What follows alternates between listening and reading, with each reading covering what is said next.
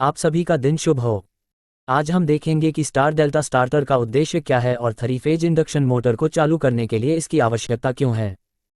इसके अलावा वर्तमान और वोल्टेज में परिवर्तन पर चर्चा करते हैं जब कॉइल स्टार और डेल्टा व्यवस्था में जुड़े होते हैं।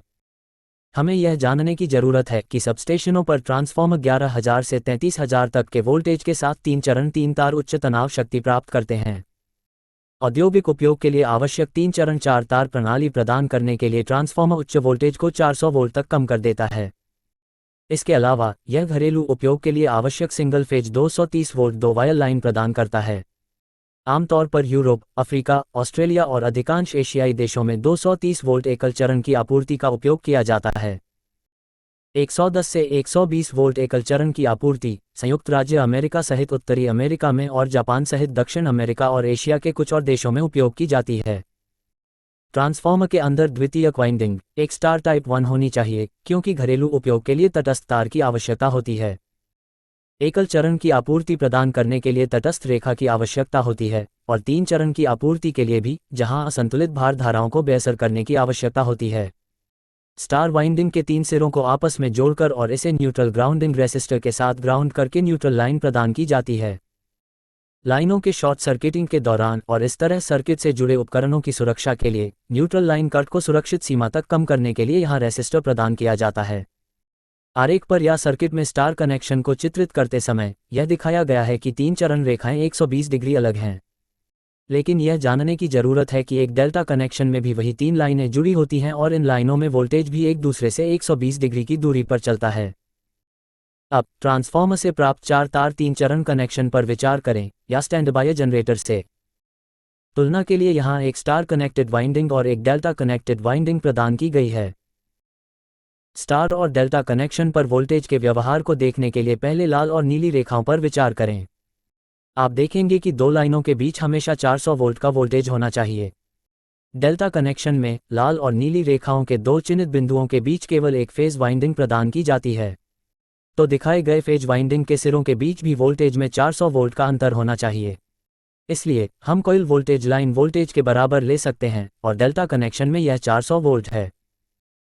स्टार कनेक्शन में लाइन वोल्टेज 400 वोल्ट है, लेकिन लाल और नीली रेखाओं के 2 चिन्हित बिंदुओं के बीच 2 फेज वाइंडिंग उपलब्ध हैं। आमतौर पर 2 समान कॉइल में वोल्टेज में 2 बूंदों का मूल्य बराबर होना चाहिए और उन 2 मूल्यों को एक साथ जोड़ना 2 चिन्हित बिंदुओं के बीच के मूल्य के बराबर होना चाहिए।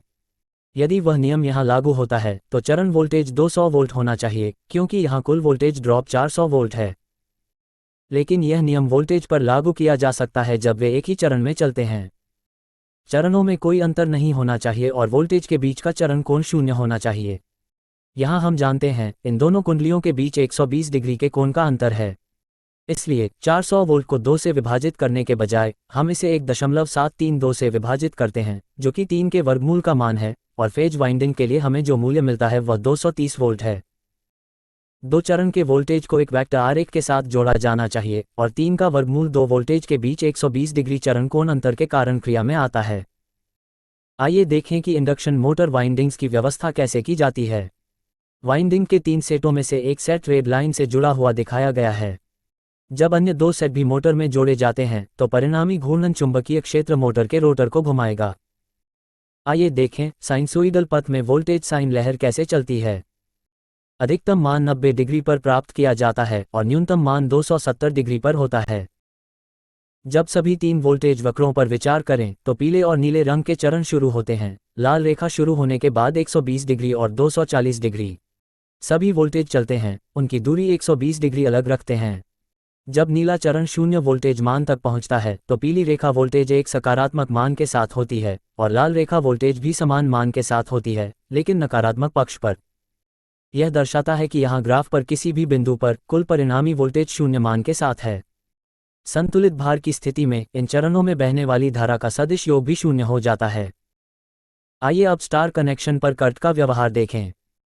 इस बिंदु पर पीली रेखा पर वर्तमान प्रवाह 0 है, लेकिन लाल और नीली रेखाएं नकारात्मक और सकारात्मक समान वर्तमान मानों के साथ हैं। स्टार कनेक्शन पर 2 चरण की वाइंडिंग्स के साथ साथ वर्तमान प्रवाह दूसरे रास्ते पर भी वैकल्पिक होता है। करंट का मान ज्ञात करने के लिए मान लें कि 3 फेज वाइंडिंग्स में प्रत्येक का प्रतिरोध मान 25 ओम है। यहाँ लाइन कट फेज या कॉइल कट के बराबर है क्योंकि येलो फेज 0 कट वैल्यू के साथ है। ओम के नियम का उपयोग करके आपको स्टार कनेक्शन पर लाइन और फेज दोनों धाराओं के लिए 9.2 एम्पीयर मिलते हैं।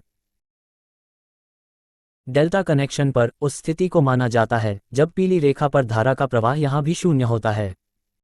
डेल्टा वाइंडिंग में अन्य दो चरणों द्वारा प्रदान किए गए अतिरिक्त पथ के कारण लाल और नीली रेखाओं पर वर्तमान प्रवाह 2 में विभाजित हो जाता है।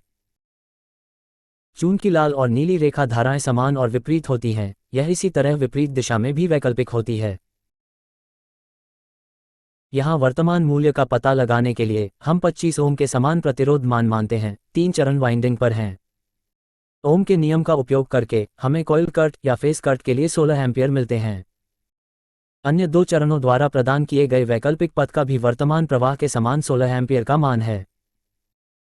यदि ये सभी चरण धाराएं बिना किसी चरण कोण अंतर के एक ही पथ पर चलती हैं, तो लाल और नीले रंग पर लाइन कट 16 का दोगुना होना चाहिए, जो कि 32 एम्पीयर है। लेकिन चूंकि वर्तमान पथों के बीच 120 डिग्री चरण अंतर शामिल है, इसलिए आपको चरण वर्तमान को गुणा करने के लिए 2 के बजाय 1.732 का उपयोग करने की आवश्यकता है, लाइन चालू करने के लिए, और 27.7 एम्प्स है। जब तुलना की जाती है तो स्टार वाइंडिंग पर कॉइल कट 9.2 एम्पीयर होता है और डेल्टा वाइंडिंग पर कॉइल कट 16.2 एम्पीयर होता है।